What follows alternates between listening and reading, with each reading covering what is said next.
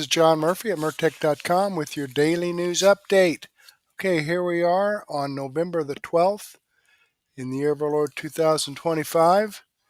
So we have some great information for you tonight, folks, if you can believe that, as usual.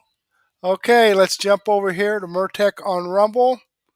There we go. We're working on episode 1744. It says upcoming, but as you know, you're actually watching it. So let me go ahead and click on that. And here we are. Debbie BS has joined us in the chat, so thank you, Debbie. Let's slide down here and click the Show More button to expand out the description box.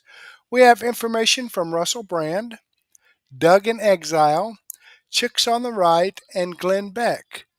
But before we get into that, let me slide down here and give a shout out here to AK Snow Blaster 2 just started following my channel.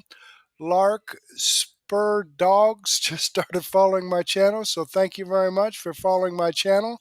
I greatly appreciate that. I hope you're tuned in and I hope you enjoy the content. All right, Debbie BS reposted my episode 1743. Lightningtreeband replied to my comment on thank you, John Murphy, Murtech.com. We'll talk a little bit more about that here in just a minute. Uncloudy commented on my episode 1743. Debbie BS commented on my extra 528A and 528B and 528C. Okay, so let me go ahead and give this a thumbs up. Thank you, folks, for your comments. I appreciate that very much, and I enjoy reading your feedback. Let me give this a thumbs up. Boom. That's just how easy it is. Okay. Comment of the day from Lightningtreeband. Let me just click over here on this. And she said, she gave me a shout out, and I told her thank you. And she said, "You bet, John, you have done so much for my channel." All right. So there we go. There we go. Now let me click back over here and let's do this little bonus from Truth Bomb Mary, WWMD, which is Lightningtreeband. So let's just jump on this and let me show you what she shared out on her channel.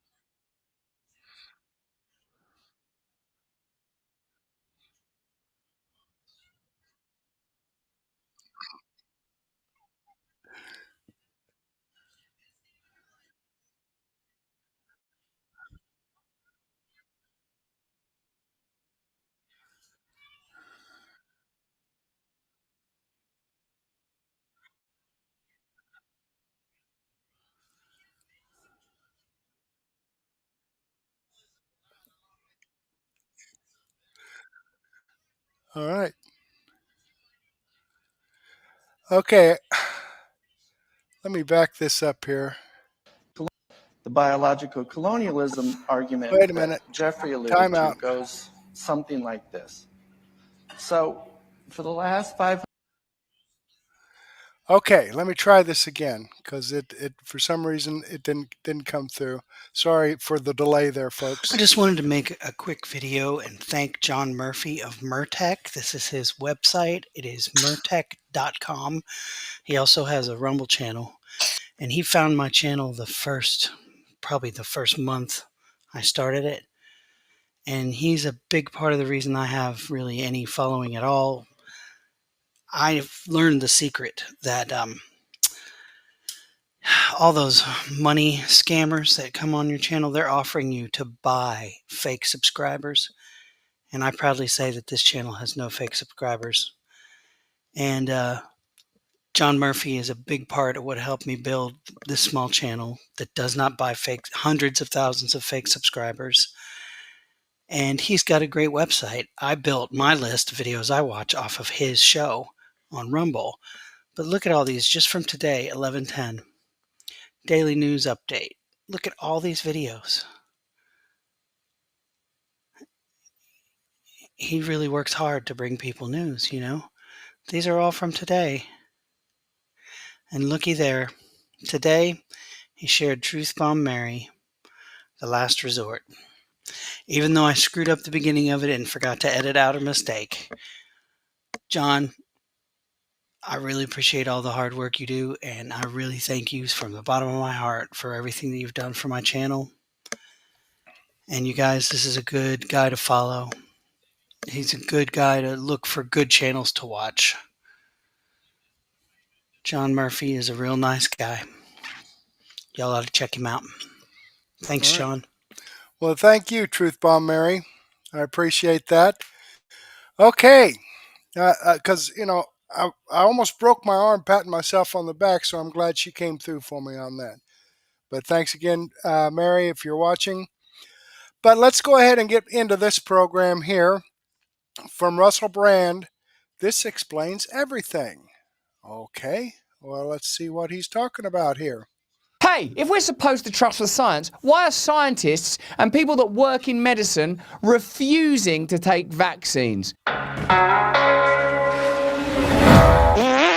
Hello there, you awakening wonders. Did you know that 9 in 10 hospital staff that are mandated, or at least, encouraged, coerced, pushed, pressurised into taking vaccines no longer take them? I'm talking about a story out of the UK, but that affects everyone, everywhere, because people are beginning to recognise and learn that we were lied to significantly throughout the pandemic period, and in ways that have not been addressed, apologised for, let alone remunerated. And in the cases where they are remunerated, guess who's protected from the payouts? Yeah, it's the pharmaceutical industry. So you take the vaccines, you get the injuries, and you pay when people are successful in proving that they are vaccine injured. What a fantastic racket. Nice work if you can get it. Let's unpack it. The NHS, that's the National Health Service, the state healthcare that's provided in the UK, for now, almost 90% of employees at one health trust rejected the offer of a flu vaccination. Why would that be? Well, our fantastic guest, friend of the show, Gavin DeBecker, writer of the book Forbidden Facts, when he came on our show, was kind enough to explain many of these problems. Here he is elsewhere talking about the polio vaccine, the presumed efficacy of the polio vaccine,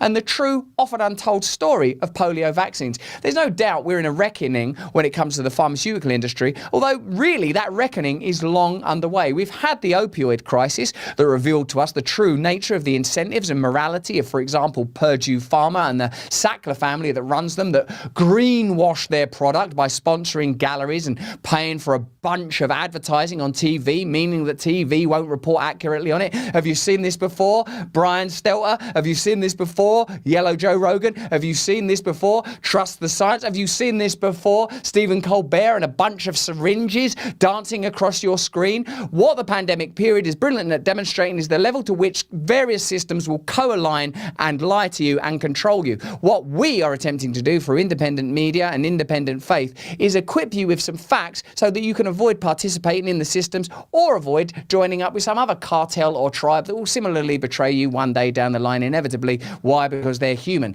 Let's Let's have a quick look at what Gavin de Becker had to say about polio vaccines and the way that we've been lied to, even in one of the areas where vaccines are regarded as a tremendous success. A crazy example. Polio. Polio is the worst disease in world history. Not actually, but that's the spin. Polio was completely eliminated by mass vaccination. Not actually, but that's the spin. But if we look today at polio on Earth, entire planet, 8 billion people, how many people died last year from polio? 0. How many had paralysis from polio? 560, and 97% of them was vaccine strain or vaccine-induced poliomyelitis. So, our opponents say, well, that's because of vaccination. But how does that account for the more than 1 billion people on Earth who never had the polio vaccine? They have the exact same death rate. Same thing for measles. The same death rate if you had vaccine, and the same death rate if you didn't have the vaccine. Further insights are provided by Tom Renz on X. Have a look at this. Breaking, get the flu shot and you're 27% more likely to get the flu. Just like the COVID jabs and pretty much any other vaccine, it appears that the flu shot is an abject failure. In a reprint study from the Cleveland Clinic, employees that got the flu shot had 27% higher chance of contracting the flu. The COVID shots have also shown negative efficacy in numerous studies. We said it in the summer of 21 and no one listened, but we will keep saying it to try and get people safe. Get the shot. Get the disease. Now, you know that, and I know that, but think about your mother or your grandmother or other people that are outside of the independent media space. They're queuing up and lining up outside of pharmacies and chemists across Europe and the United States of America like obedient little prisoners of the state, jabbing themselves up with medicines that don't work and might actually make things worse. Please help us by sharing this content with them so that they are able to arm themselves with the facts and therefore face reality a little more robustly. Just 2 years ago, Moderna and Pfizer were selling their products to us with such incredible confidence, gravitas, glibness, flippancy, whatever was required to make us believe in their deceptive and ineffective products. Have a look at this. It's like a sort of a historical document. When it comes to your health, you do you. You ping and pong that body. You plunge that body. You green that body. You brain power that body. You practice and practice that body. It's sort of trying to appeal to people that are particularly interested in their health, like a Maha type of audience, you might say, that would drink green juice, that would have ice baths, kind of things that I'd do, as a matter of fact. I'll tell you something that I wouldn't do, that I never did and will never do. Trust the government when it comes to medications. I didn't take that COVID shot. I've never taken a flu shot. And I recommend pretty strongly that you never do anything like that either. And the reason for these recommendations is not, trusting the science, well, except for the science of experience and empiricism and what I've learned from observing the conduct and behaviour of Big Pharma, the number of times that they've lied, the number of times they've exploited us, whether it's Johnson & Johnson through talcum powder, whether it's Pfizer through the vaccine for which they're still granted indemnity, whether it's the numerous times that they've had to settle, as Cheryl Hines said on The View, to the tune of billions of dollars for various injuries received through vaccines. And note how quickly beloved, dear Whoopi Goldberg goes to the mat and goes to bat to say, well, hold on, that's all vaccines. Is that all vaccines or just the COVID vaccine? It's all vaccines. It's all vaccines. As far as I know. Okay. As far as I know. Okay. Mm-hmm. Like, that makes it all right. You make it rain that body. Note the nefariousness of the marketing and advertising industry. Throughout the pandemic period, what were the modalities and techniques that they deployed in order to coerce you near enough into taking those vaccines? Certainly 30,000 New York nurses and doctors lost their jobs. It was, get that vaccine. You're going to kill your grandmother. You're a pervert. What are you doing, you sicko? Why won't you get a vaccine? Is it because you're a paedophile? You're killing people. You Nazi. You sick Nazi. Even friendly people like the Jimmys, Fallon and Kimmel, like, hey, listen, let them die in the wards. I say if they haven't a shot. Vaccinated person having a heart attack, yes, come right on in. We'll take care of you. Unvaccinated guy who gobbled horse goo, rest in peace, Wheezy. Piers Morgan, all of them. Shame, attack, shame. Now, when it's convenient because it's not being mandated or coerced to the same degree, hey, it's a lifestyle choice. Let's all boogie on down and get our vaccines together. It's just like doing the samba. Like how sometimes during a samba, you might have a terrible heart attack because of myocarditis. Yeah, it is kind of like it. You flu shot that body, and now you spike vax that body. Let's hope that that spike remains in the deltoid and doesn't migrate to the skin around your heart, that buddy. You have a spasm in your face, that buddy. You collapse while playing basketball. Do you remember how many athletes just sort of dropped dead on sports fields and in sports arenas during that period? Oh, there's this new thing now where young people just die of nothing. Get used to it, kids. It's the craze that's sweeping the nation. Dropping dead from nothing, even though you're a fit young athlete. Because even though the pandemic is over, COVID-19 isn't. Look, it isn't over. We still have something to sell you. We still have reserves and various shots. Why don't you take the shots? Gavin de Becker in our interview pointed out that there may come a time in accompaniment with social credit scoring where you, if you don't take the shots mandated by your government, because they've tested now how coercive they can be and how compliant people will be in general, that you, well, and that's me actually, I live in this guy, that I might get a beep on my phone saying, hey, Russell, get down to the pharmacy and take your shot. And if I don't take the shot, I might not be able to use trains, or my bank account might get frozen.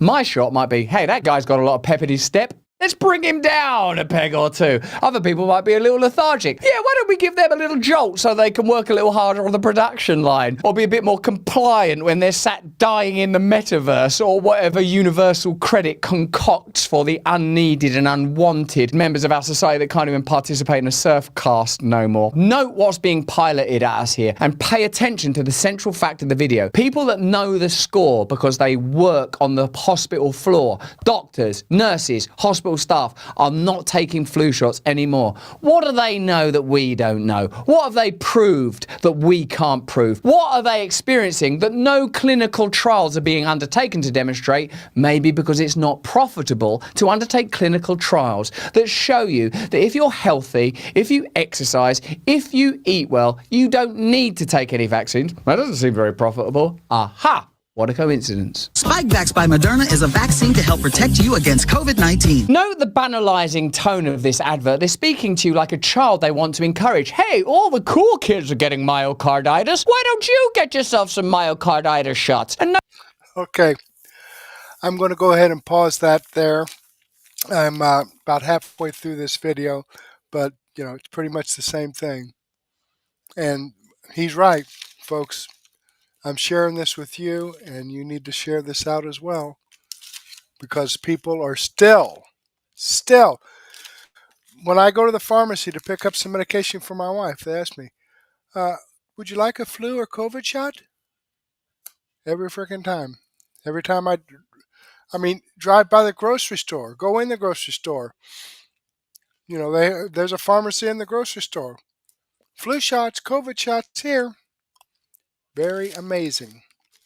All right, let me jump over here and show you that this video does come from Russell Brand. I'm following his channel. I've given him a thumbs up. I hope you do the same thing for me. Okay, let's jump back here and move on down to Chicks on the Right. We'll start this up about the 6-minute and 55-second mark after they go through some, well, I'll tell you, I'm going to start it at the beginning and then move it up, because there's some people like Debbie BS that likes the introduction of Chicks on the Right. So here we go.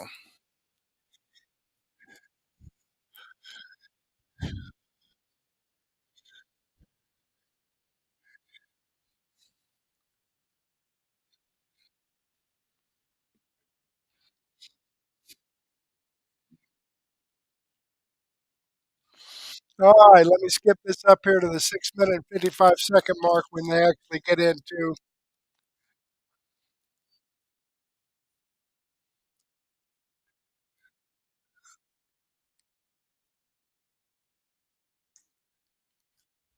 of Berkeley, because there was a TP. All right, hang on. Acting Here we like go. you speak for the people of the state of Indiana or the city of Indianapolis. You do not speak for me or anyone I know. Now listen, you two jerks. Jerks on the right. All right, let me come up here. Had a little delay there with Rumble, so let me move this up here to the 6-minute and 55-second mark.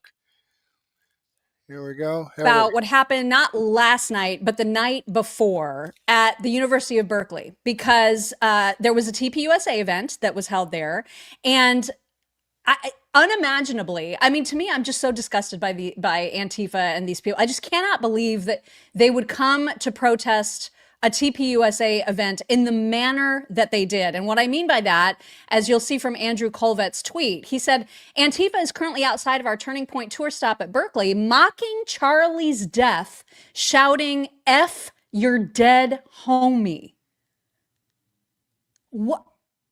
I mean, you can protest like an event that you disagree with for whatever reason, but to mock someone's death in that way is so vile. And I almost didn't believe it until I saw the video and heard that that's exactly what they were saying. And just...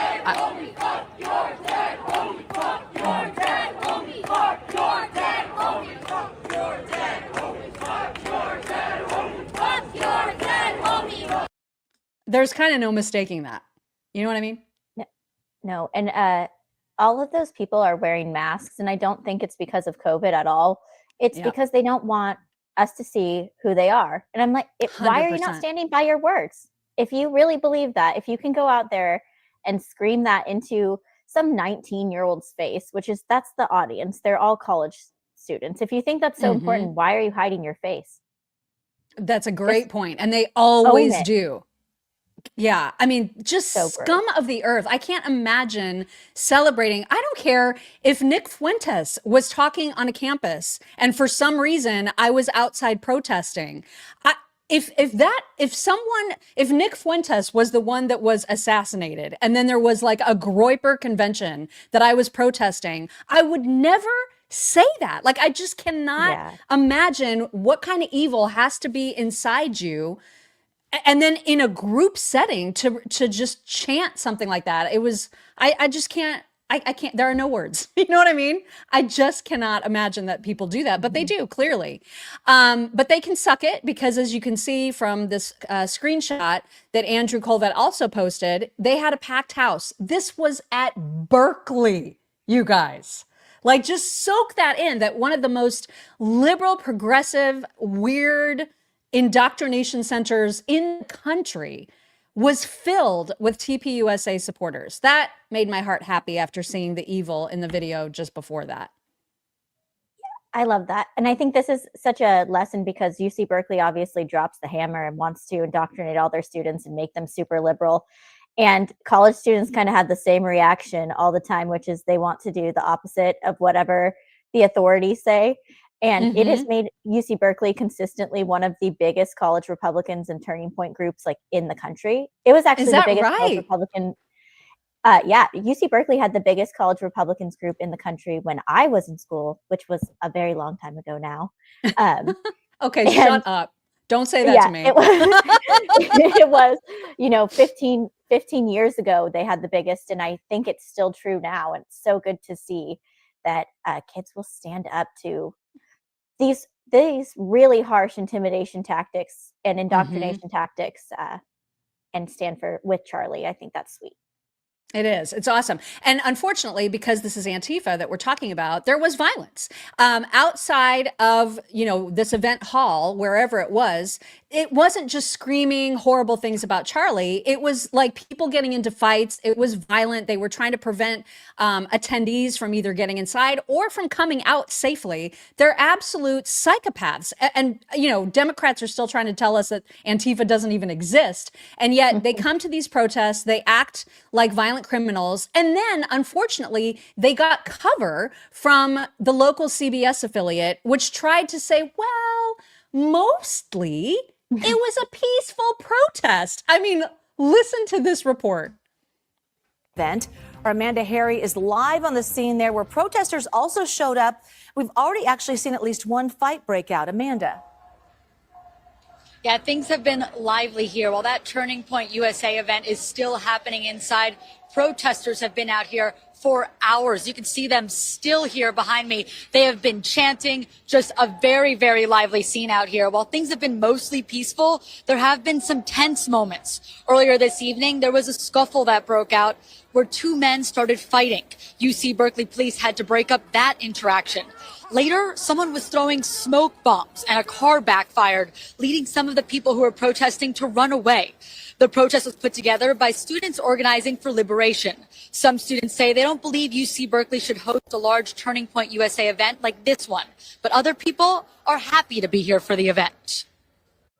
Turning Point USA should not be here, and they are like a fascist organization, and nobody here agrees with what they are saying. And obviously Charlie Kirk has been a big issue with like a lot of college campuses and people on college campuses. So we just think like, I mean, obviously I didn't really follow him a lot, but knowing what he did and knowing the things that he was saying, it's just like vile and disgusting. So we don't want to support his organization, and I don't think that the Berkeley chancellor should have let them come here. Okay. So the bull ring, you know, it's a dead giveaway. I love how she's like, I don't really follow him or know anything he said, but he was so hateful. Okay. No. You idiot. I mean, what? And then, of course, these are the people, the Antifa people, who are supposedly anti-fascist, calling for groups to be silenced, which is fascism, you guys. I can't. Yeah, they are fascists, and it's either way. They're calling for silence, or they're making these terrible, violent demonstrations that make it so it's so difficult for these students to host events like this, because universities will just say like, oh, the security cost is too much. Right. So like de facto, like it's impossible because no one has the 200,000 or more than that to secure a location. So the schools will just say like, no, it costs too much money. Sorry, no conservative speakers out here. They are shutting down free speech, and then they think they're fighting fascism. I mean, clearly UC Berkeley is failing some of their students with this.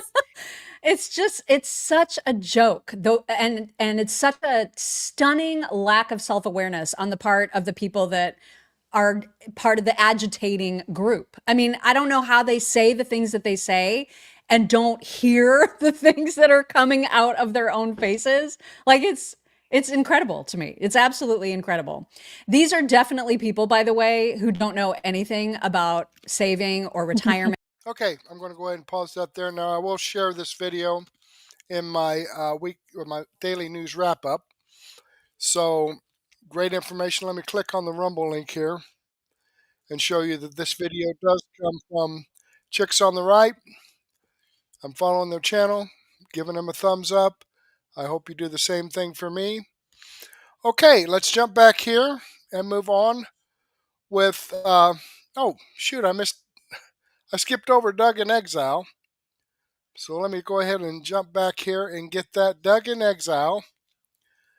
Dem loses their minds as Trump secures midterms against Schumer. That sounds like fun.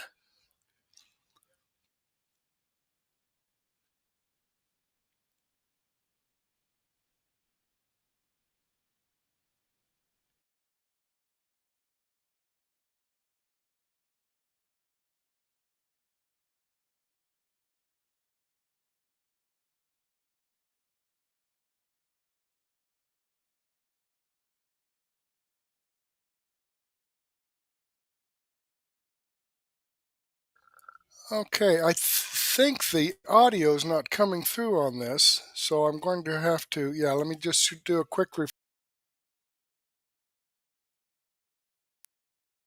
Okay, I think the audio is not coming. Let me restart this. Share the page and restart. Sometimes Rumble just does this. I don't know, maybe it's too much for Rumble Studio when I jump back and forth between these videos. But let's try this again. Elise Stefanik declares Chuck Schumer's career dead and gone. We're going to get into also the waste, fraud, and abuse in Medicare, proving that illegal aliens, millions and millions of dollars have gone to their Medicare funding. We're going to have Dr. Oz on Maria Bartiromo in just a minute. First, we're going to do Elise Stefanik. Shout out to the Quad Club and all my patriots out there who have subscribed. That's how you say thank you. And that's how you say, go, Doug. This is the kind of news I want. You subscribe and you leave a comment, give us a thumbs up. Let's go with the news. Here's Elise Stefanik, who's going to be the next governor. This is Schumer shut down at every opportunity he voted not to reopen the government. He has done so over 14 times. And the reality is this is the same bill that he voted in support of 11 times when Joe Biden was president. How House Republicans voted to fund the government, and this is a real issue that impacts people, Dana. I talk to my constituents, whether it's LIHEAP, which is very important for home heating bills, whether it's our air traffic controllers. You see these delays at airports all across the country. We need to reopen the government, and the fact that Democrats are doubling down to leverage the American people, it's a disgrace. We will continue to work on a bipartisan basis to serve the American people, open the government, and lower health care costs. Democrats still want to close down the government, but mostly she's saying like this is a split within the Democrat Party. The radicals are for AOC. AOC allegedly called Schumer and cussed him out for an hour. That's the rumor. I couldn't find a hard source for it, but that's what someone claimed online. Now, we're going to get to this headline here. This is Maria Bartiromo posting on X, says Trump discovers more than $1 billion in Medicaid money was spent already on illegal immigrants. $1 billion. That's where the Democrats are hoping all their votes come from. Now, here's Maria Bartiromo interviewing. She's going to have Dr. Oz on. They're going to go into the fat medicine later, but mostly I wanted to talk about that scandal of the money already going to illegals. Well, the Senate taking a major step toward reopening the government overnight, voting 60-40 to break the filibuster and advance a spending measure. A final package vote set for the coming days, and if the bill clears the Senate, it will move to the House, where once it's passed, we'll move on to the president's desk for signage. And then the government can officially reopen probably by the end of this week. GOP leaders are now promising a December vote on extending enhanced Obamacare subsidies, which have been the Democrats' main sticking point in this record-long standoff, 41 days. And after that vote, there's no way that passes with the Republicans. It's not going to happen. We might renegotiate something else or hold it over them to make sure that they don't pull this again, because the continued resolution, the CR bill, only funds through January. Then the Democrats can shut the government down again. So we're going to need something heavy in our pocket, like funding the Affordable Care Act or renegotiating it with the Democrats. Open enrollment is currently underway. Americans have until December 15th to enroll for health coverage beginning New Year's Day. You guys heard that. Call Chapter. Watch the last video. I have my Chapter ad read on there. Get that phone number from the first pinned post. I want to help you guys with your coverage. Now is Medicare and Medicaid Services Administrator, Dr. Mehmet Oz. Dr. Oz, it's great to see you. Thank you so much for being here this morning. I always love spending time with you, Maria. Well, this is a long-fought fight. I want to talk to you about everything you just did in the Oval Office the other day with the GLP-1 drugs and how President Trump and you and your agenda are making things more accessible for people at lower prices. But first, give us your reaction to the government likely reopening this week and what was achieved last night. I'm over the moon, happy that we're going to get the government open, get all these federal workers back into their offices. For me, it means I've got actuaries and insurance experts that can help crunch the numbers and figure out what makes sense. It's also the right thing for the American people. You should not be negotiating important issues, in this case, the Affordable Care Act and Medicaid, under an extortionary situation where you're holding the government hostage. So opening the government up, allowing everyone to go back to work, getting air traffic control and all the other things you've been talking about. For me, that focus on health care is important. And you brought up this issue of a potential vote for on the ACA. This whole debate for Republicans is about fraud, waste, and abuse. During COVID, there were these enhanced, very generous subsidies given because it was an emergency to Americans who are in that category of 1 to 400% of the poverty level. They even gave it to folks who are making more than 4 times the poverty level because they wanted to be generous. It was COVID. It was a pandemic. The pandemic's over. We're not at war with the virus anymore. So Republicans are arguing all the shortcuts that were created over the last several years that led to fraud, waste, and abuse at massive numbers need to be reformed. And I'll give you... That was what they did. They used COVID as an excuse to allow illegals to get medical. By the way, in the last video, I already covered this. They also allowed people to vote 3 days after an election. That was also opened up because of COVID. Now, Trump is looking to roll back that, hopefully at the Supreme Court, which the Supreme Court has agreed to look at it if voting 3 days after election is legal. That's not going to pass, by the way. They're going to overturn that. And now this Medicare supplements that was given away for COVID, just to go, look, this is an emergency. It's a pandemic. No rules apply anymore. Well, now Trump's going to claw it back. Just 2 numbers that listeners ought to be aware of. Half the people half the 24 million people on Obamacare don't use the insurance. Now, if you buy insurance with your hard-earned dollars, you're going to probably use it for a prescription, a doctor's visit, no use. We believe half of those people, 6 million, literally don't know they have insurance, don't care that they have insurance. They're phantom enrollees. So that means the taxpayer is paying for insurance on, for example, Medicaid, and paying for you to have an Obamacare policy. And no one knows they have it, so they're not even using it. That's how bad the Obamacare website rollout was. No one even knows what they have. It's so confusing. Again, why I insist people call Chapter, because they explain things for you. The Obama administration never explained anything with Obamacare, so people don't even know what their coverage is. They don't even know to use it. Full freight. The insurance companies are happy with that. No one seems to mind, except, of course, the taxpayers. Yeah, insurance companies love it when you pay for premiums and then don't go and use them. That's how insurance companies make their money. So they signed up every American on this Obamacare stuff. In this case, he's saying 12 million of them, and 6 million of them don't even know that they're covered, and they've been paying for it. We'll have to foot the bill twice. So these are the kinds of things you've got to clean up in order to get the ACA into a different place for next year. But meanwhile, open enrollment, as you said, is progressing.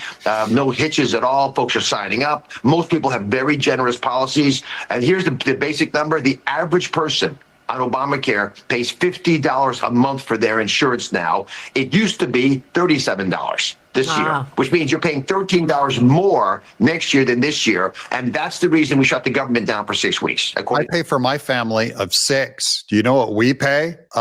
We used to be able to get away with about $8,000 a year. We're up to about $24,000 a year to pay for our family of 6. And our doctors are worse. The nursing is worse. The medical is worse. Longer wait lines for double the money that we used to pay before Obamacare. In fact, I think we were doing about 1/3 of what we paid back before Obamacare. The Democrats. I mean, there's also fraud, which was uncovered. I mean, you were able to uncover more than $1 billion in Medicaid money being spent on illegal immigrants. That's our thumbnail. Just found it out last week. The president was asking. The Democrats said it wasn't a problem. They wanted to repeal the one big beautiful bill. So we decided to, trust but verify. So we audited the books of 6 states. We only have a few months of data from only a few of those states. We already have over $1 billion that we've identified of monies that were spent to get federal taxpayer dollars spent on illegal immigrants. And here's the catch. If you're in California and you want to give Medicaid to illegal immigrants in California, maybe that's your choice. We can debate that later. But you can't take money from taxpayers in Texas and Florida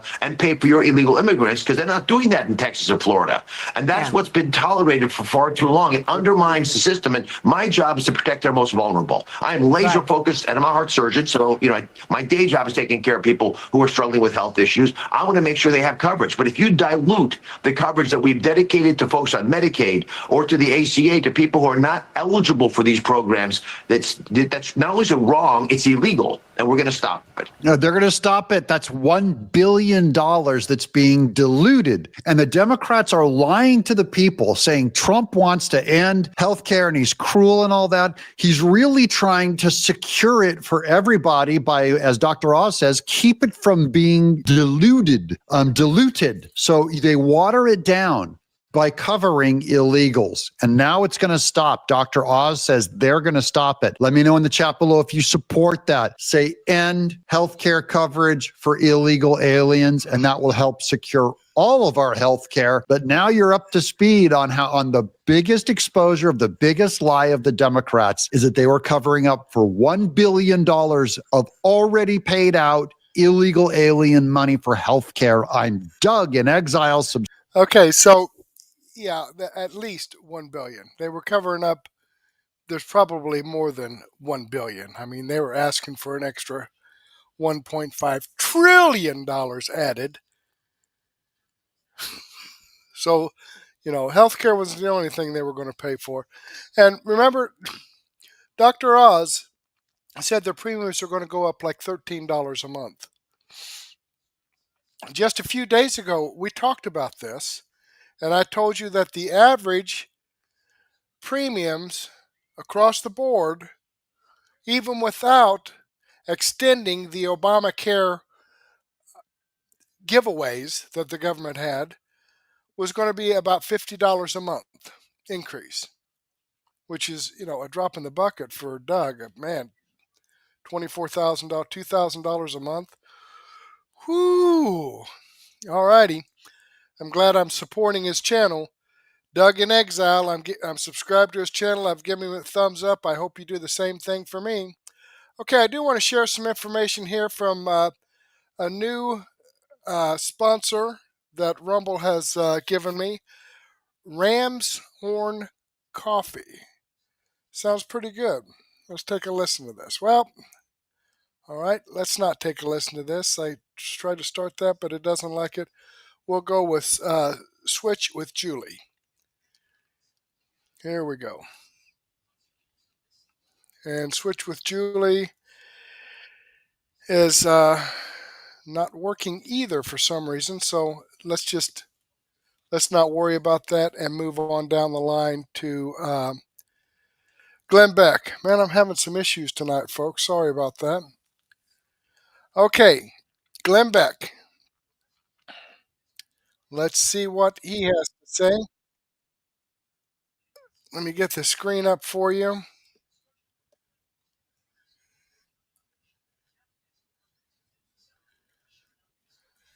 I mean, it has to go to the House, and now the House is saying that they're not going to pass it. The House should be. I don't think there's any real belief that they're not going to pass it. The big hurdle was the Senate, and they got through the Senate. Right. Now we just get to watch the ongoing Democratic civil war over whether Chuck Schumer is going to be removed or not. It is crazy. So, let me go through something that came in from the New York Times. What were the Democrats thinking? It starts out in this op-ed back in September when I was reporting an article, Democrats should shut down the government. I kept hearing the same warning from veterans of past shutdown fights. President controls the bully pulpit, and parts of the government will stay open, and he decides what parts close. It's very, very hard for the opposition party to win a shutdown, blah, blah, blah. Now they have brokered a deal over the weekend as the Senate Democrats broke ranks and negotiated a deal to end the shutdown in return for, if we're being honest, very little, according to the New York Times. The guts of the deal are this. Food assistance, both SNAP and WIC, will get a bit more funding. There will be a few other modest concessions on spending levels elsewhere in the government. Laid off federal workers will be rehired, and furloughed federal workers will given back pay. Most of the government is funded only until the end of January, so get ready, we'll be doing this again. The deal does nothing to extend the expiring Affordable Care Act tax credits, which Democrats substantially shut down the government for in the first place. First of all, it's not the Affordable Care tax credit. That's not why you shut it down. There are tax credits, yes, but this is different. These were the government subsidies. Leave it to the New York Times. Let me lay this really clear. Democrats demanded a continuation of the enhanced subsidies for the American Care Act. Okay, they were temporarily expanded during the pandemic. These were not the tax credits. These were extra subsidies stuffed into the 2021 American Rescue Plan as an emergency measure. Remember the one we had to pass this in the middle of the night. Nobody could read it. Well, that was what was in it. And these subsidies lowered the premiums more than usual, expanded the eligibility far above the original ACA income caps, and was always designed to be temporary just for COVID. So if you were in COVID and you lost your job, you didn't have health care or whatever, you could get on the ACA, even though your salary was higher than it would be accepted. Normally, you could get on it. But once they created this, Washington does what Washington always does, and they won't let it go. Okay. It's not the tax credit. To understand why this shutdown will end with such a whimper, you need to understand the strange role the ACA subsidies played in it. Democrats said the shutdown was about subsidies, but for most of them, it wasn't. Now, this is the New York Times saying this. It was about Trump's authoritarianism. It was about showing their base and themselves that they could fight back. It was about treating an abnormal political moment abnormally. The ACA subsidies emerged as the shutdown demand because they could keep the caucus sufficiently united.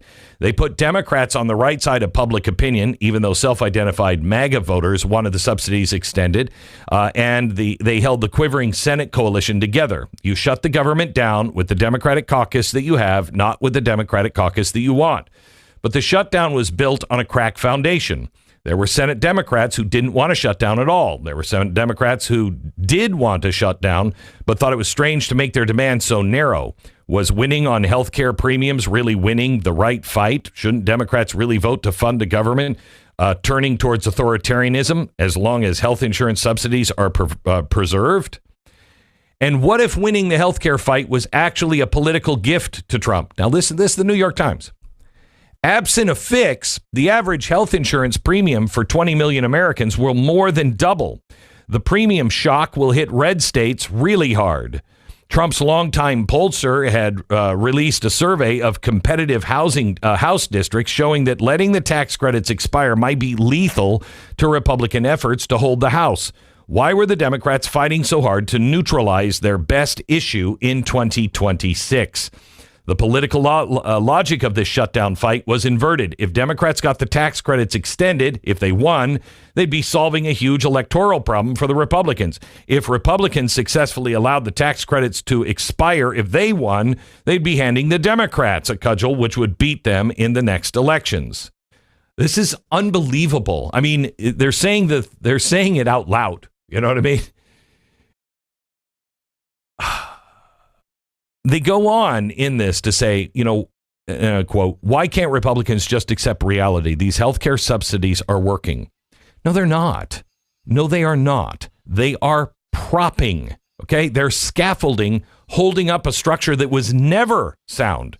They were a COVID era brace jammed under a tottering wall. And now the same architects who swore the house was safe. They're telling you now the splintered wood is actually part of the design. What? This is the power the mainstream media has. The press still has over millions of Americans. It's kind of like a hypnotic chokehold. You say the word subsidy enough times with the right sad piano music under it, and suddenly we forget what subsidies are. Here's what subsidies are, gang. Money borrowed from the Chinese, but we're on the hook. No, we're not on the hook for it. Money borrowed from the Chinese, from the future, to hide the failures of the present on decisions that were made in the past. Okay? And now we're told if we don't just keep borrowing forever, America will collapse. No, what collapses is this crazy illusion. Let's be clear about something the op-ed never will admit.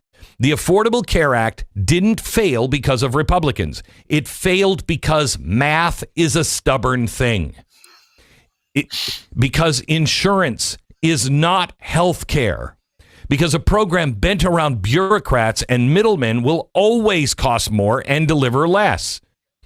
We have been subsidizing the symptoms. We never treated the disease here. And now, when a shutdown touches those subsidies, suddenly we're told the sky is cracking. TikTok is flooded with panic videos scripted by algorithms that can't really be trusted. The influencers don't even know what they're defending. They just know fear pays better than the truth. And here's the truth. The system was failing long before Trump, long before Biden, long before COVID. And maybe, just maybe, this moment is not a crisis, but an opening. I've said this for months now. The greatest political opportunity of our lifetime now is healthcare reform. Real, actual reform. Not another Washington quick fix, not more subsidies or anything else, not a Band-Aid over a bullet wound, but the Republicans won't do anything about it. I believe, and I say this without hesitation, I think that Trump and RFK Jr. together may be the only combination force in American politics with the will to take a flamethrower to the bureaucracy that is choking doctors and nurses. Mm-hmm. The pharmaceutical lobby, the insurance labyrinth, the 50 states wrapped in 50 different versions of red tape, All of it has to be confronted. And here's why Trump can't afford to miss this. If he solves even a quarter of this problem, if he can find the way to lower costs, if he increases access, if he frees the market to actually work across state lines, he'll not only win in 2026, he'll be launching a momentum that will carry Vance into the presidency in 2028. This is the key here. But he has to remember something Washington has long forgotten. The people he's negotiating with, they don't want a deal. They don't fear collapse. They welcome it. They have been playing a slow motion color revolution, one where the country has to be impoverished, has to be frightened, and has to be divided to accept the new power structures. Color revolutions only work if your people are hungry, if they're afraid, and they believe the people in the head of the government are authoritarian. When that happens, you can have a color revolution. And every day America does not break. Every day the economy still stands. Every day people wake up and realize their lives are not as hopeless as the media insist. The revolutionaries lose their leverage. So the shutdown is not the crisis. The crisis is the addiction to government medicine. So here's the battle line that matters, I think, most right now. While the press spins, panic, Trump has to gather the brightest minds, the innovators, the disruptors, the people who build things rather than manage decline. That's what he does best. If Elon Musk could do for NASA what Washington could not, then why can't we find, maybe even get Elon Musk? Why can't we unleash the same kind of thinking on healthcare? It's time for radical thinking. Imagine a system where your doctor spends more time listening than actually checking boxes. Imagine competition across state lines. Imagine prices that behave like normal prices because the market is finally allowed to work and government doesn't have its finger on the scale. Imagine freeing the nurses and physicians from the paperwork prisons they're in and letting them practice medicine again. This isn't utopian. That's just uncaptured America. The America before the bureaucratic glacier settled over up absolutely everything in our lives. Trump is the one that can do this. He's hitting home runs, grand slams all the time. Healthcare is the crack in the wall where sunlight is still getting through.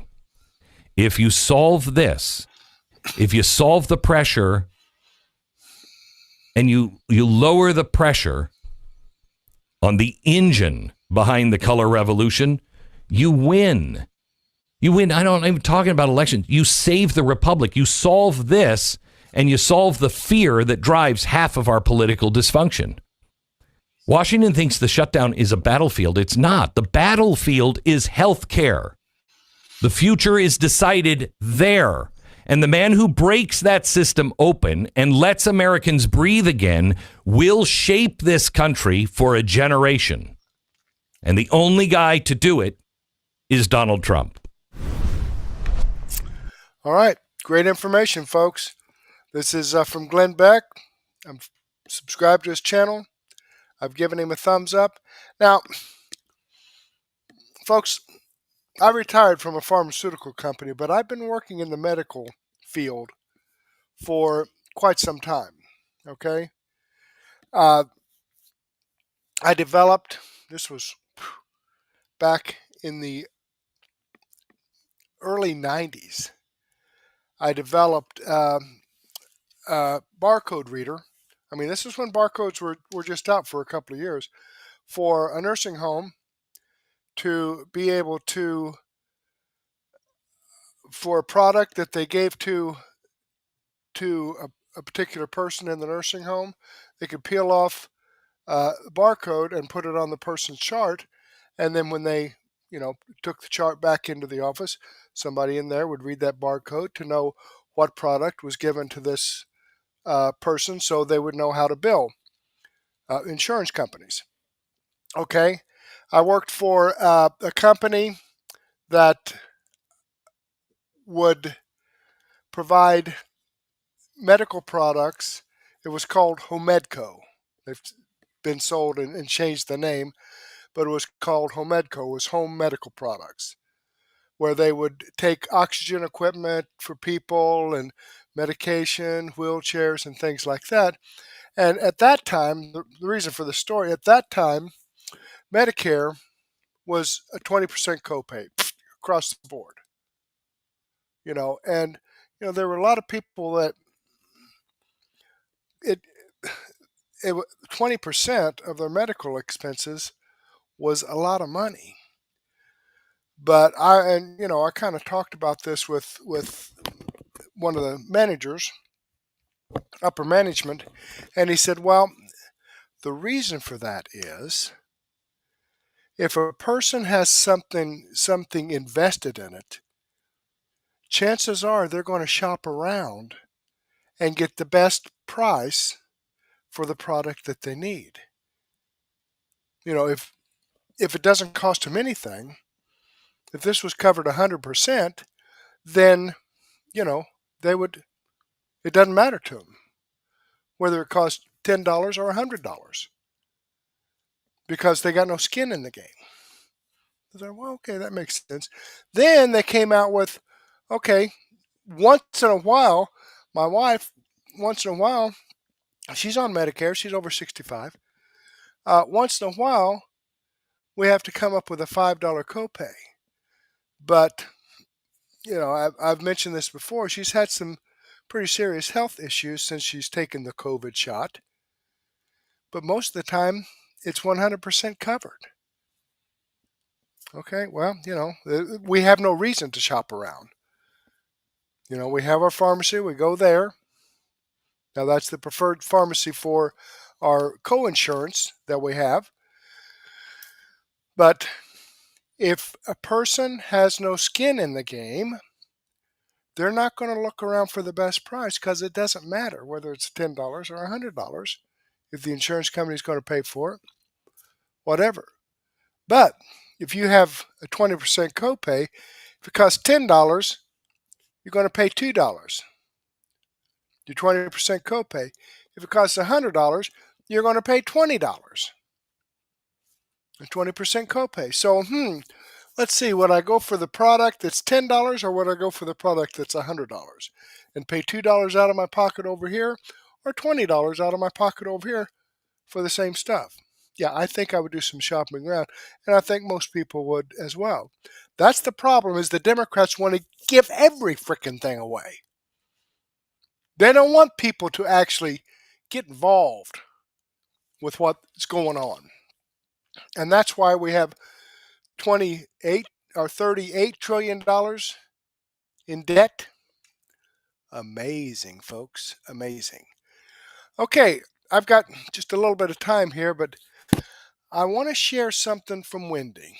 Okay, and she seems to be a little bit upset here. And I think it's because she's getting to be a little bit impatient. So I want to share this, and I will share a little bit of this, and this will be in my daily news wrap-up as well. So if you want to watch the rest of the program, by all means, join me during my daily news wrap-up at 9:30 tonight. But let's go ahead and let's listen to Wendy for a little bit because she's a little bit upset this morning. I cyber dream. And it's very good. My husband loves it because it's affordable.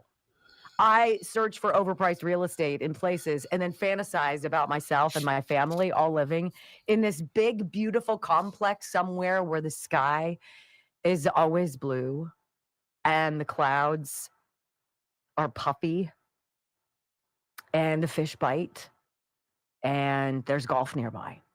That's my dream. And it's such a foolish dream if you think about it, because I envision this compound where somehow all of my children are going to have space, though none of them is going to live with me. So there's places for people to return to, sort of like a nest. Places to return, to bring wives and hopefully grandchildren. And I have this weird fantasy where at the end of the day, maybe when I'm just getting ready to go to bed, I'll sit down on the computer and I'll punch in a destination. It's always somewhere south. It's always somewhere red. It's always somewhere warm. And yesterday, after, I'll tell you what, more than 10 years of looking, I found my house. If any of you has $2.875 million and you'd like to help me afford it, that's fantastic. I told you I don't have small dollar dreams. But you know what? That's what dreams are. This house is beautiful. It's in Tampa. It's got 6 bedrooms. It has 5.5 baths. It has 1.5 acres. It has the mature landscaping, beautiful live oak trees with Spanish moss, kind of dripping from the limbs. There's this beautiful cobblestone pavement around it. And there's a huge, like, governor's driveway where a big tree is coming out of the middle of it. And it's right on the water. There's a dock down to a place for a boat. I know nothing about boats, but I want one. Why not? It's your dream. And in my eyes, in my mind, if I close my eyes, I see my grandchildren playing in the pool. I see maybe a granddaughter dropping a fishing line in the water. And I hear laughter and wind rustling through the leaves. I give it to myself a couple times a week, maybe 10 or 15 minutes, sometimes maybe longer. And I just kind of drift. And I voyeur into people's homes that are listed on these real estate websites, and I imagine what it would look like if my tribe was there, my herd. And I love it. Now, dreams aren't supposed to be affordable. Mine is pretty expensive. But you know, we're getting into a house and dreaming at all of having that ownership. Scrounging and working and saving and sacrificing and fixing and doing and planting and growing and fixing and renovating and reimagining. Think of all the things that you've done in your house. Think of all the celebrations you've had. The new life you brought into the world and raised in that house. Our kids want that too. And right now, I don't think many of them think they'll ever achieve it. Mine don't. Here's where she That's gets not upset. America. America is supposed to be about dreaming. It's supposed to be about pie in the sky. It's supposed to be, I'm going to be nitpicky about your $5 million house. I wouldn't have chosen that light fixture over there, that tile, right? It's about dreaming. But dreams in America can come true if you work hard enough and the system isn't rigged against you. And I want to tell this president, President Trump, I voted for you 3 times, sir. I've so enjoyed watching you. I have such respect for you, but I think you're missing the mark. And you need to hear me when I say, our young people are walking away from you because they're not playing the long game. They're trying to sink the putts. They're on the short game. They want that dream to be a reality. They just want their foot in the door. They want the ability to be able to afford something. It doesn't have to be palatial, but it has to be theirs. And it has to be within reach because it's not right now. And I want to say to all of the Republicans, all of you old school Republicans who've been there for 1,000 freaking years, this is that moment. This country is crying out for you to wake up and to surprise us all and to do something. Look, there was a reason the Tea Party was born.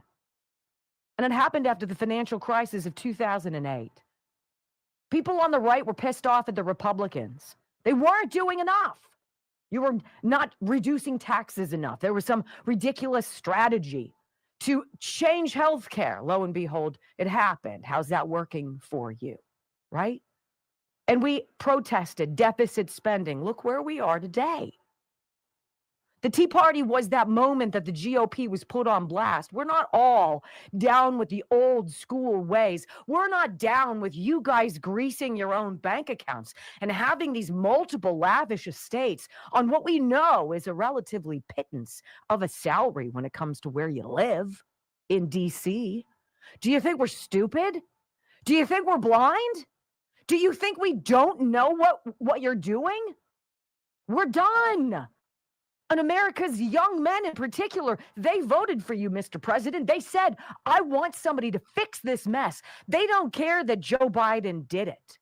They don't care that Barack Obama was the puppeteer behind the strings. They don't care that 2020 was stolen. They don't care that January 6th was a setup. They care that they can't dream.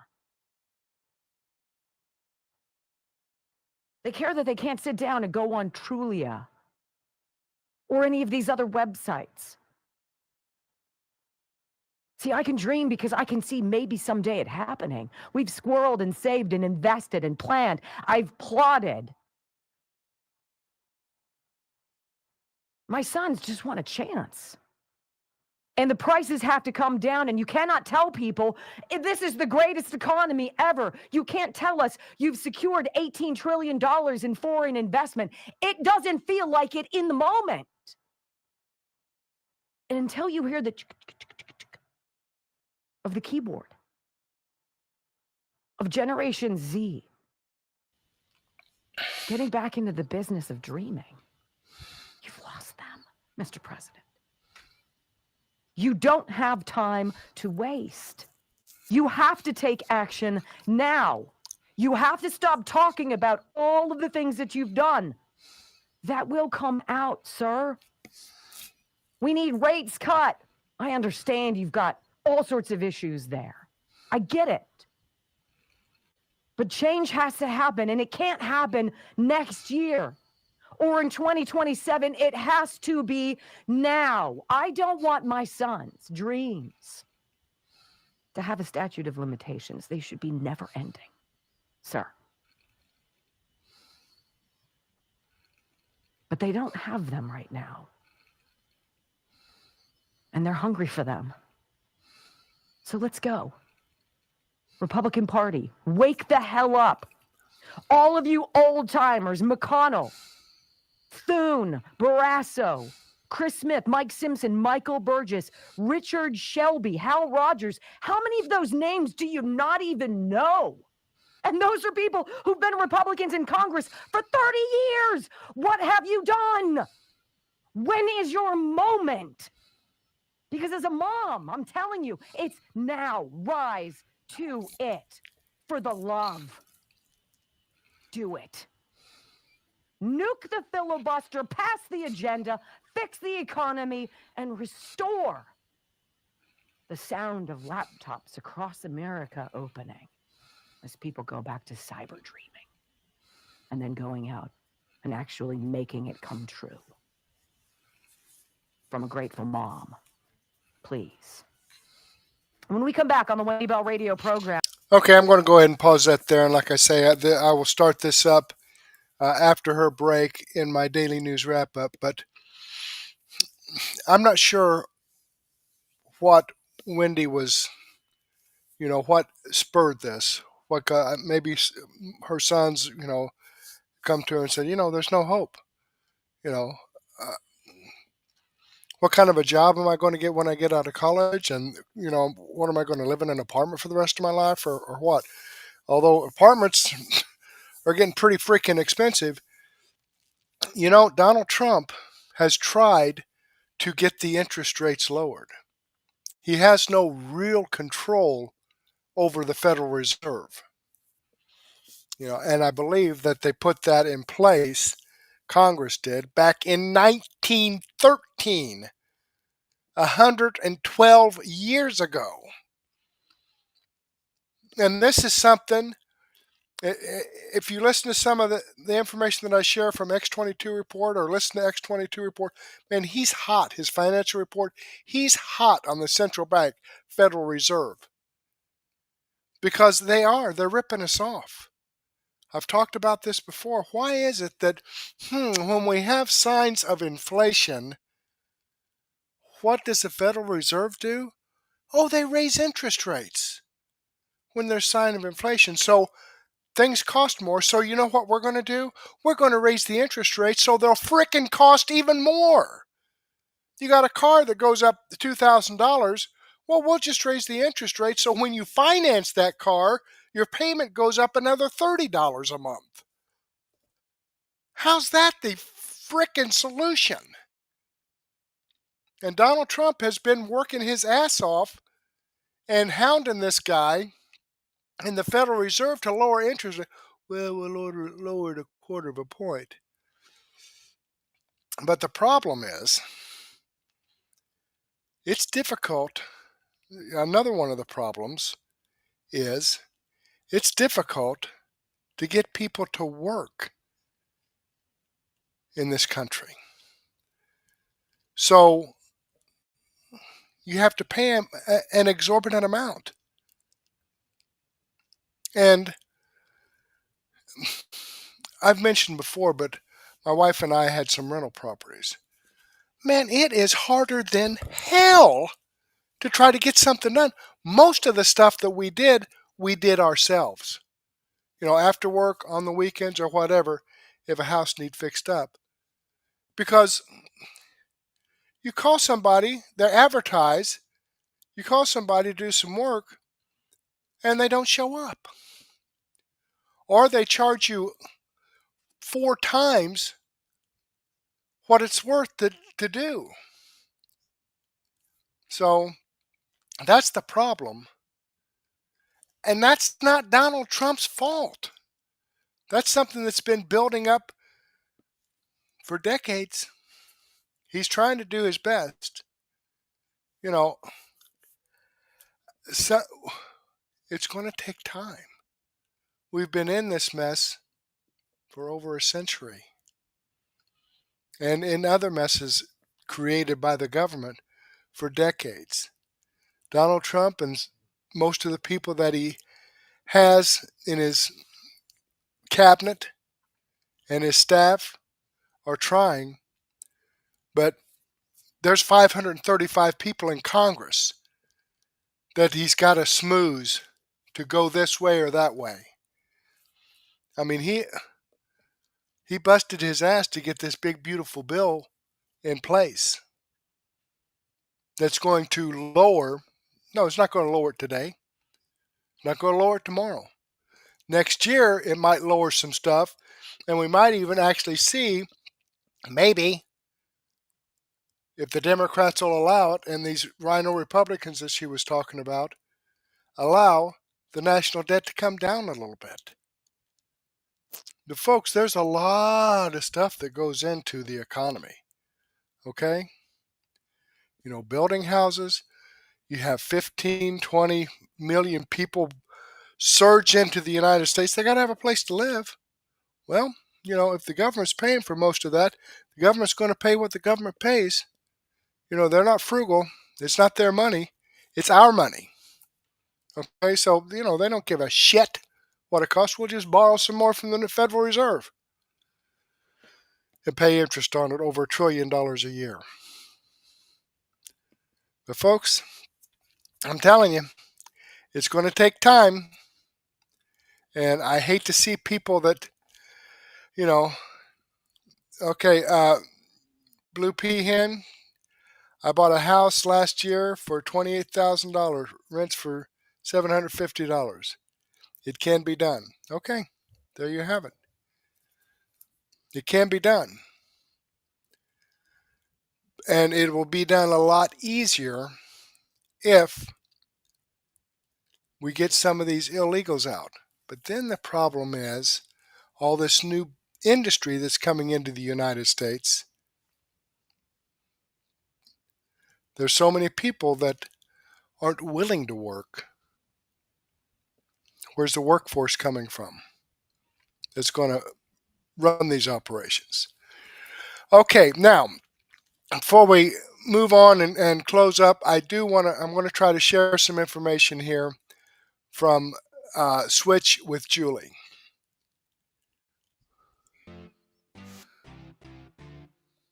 Switching to safer and better American-made products has never been easier. Just switch the money you already spend on everyday items like toothpaste, shampoo, detergents, supplements, and more.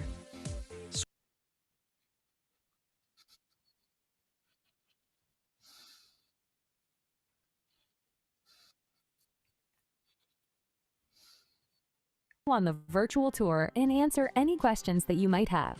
Vote with your dollars by skipping the big box stores and switching to a company that has family values and does not put profit over people. There is no obligation to find out how you can become a member and receive discounted prices. Go to switchwithjulie.com to learn more about this convenient way to buy safer and better American-made consumable products.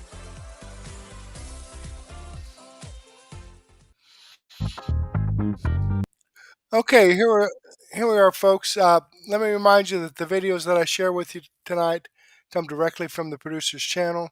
I have the links to the videos here in my description box, as well as the links to the channels themselves. So, as Truth Bomb Mary explained to you, I have all this information here at Murtech.com, and the link to Murtech.com is in the description box also. I'd love to share all of it with you, but I don't have time. I've run over here 15 minutes on my 1-hour podcast. But that being said, I do have my daily news wrap-up. Let me jump over here and, let me get into this. Okay. This is what we've got here for my daily news wrap-up. As I said, I've got Windy Bell Radio, so I'm going to move on with that kind of where I left off. Megyn Kelly, Devore Darkins, Chicks on the Right. I'm going to let you listen to the rest of that video. Dr. Steve Turley, American Center for Law and Justice. On the Fringe, Benny Johnson, X22 Report. So I have a lot of good information here. I'm going to update my list a little bit more and get my Rumble Studio ready to get that going. So go ahead and take a break, grab a cup of coffee and a donut, or a sandwich and a soft drink or a beer, and meet me back here at 9:30, and we'll get that going. But in the meantime, I do want to thank you for your time. Hopefully, I'll get to see you again later, and may God bless.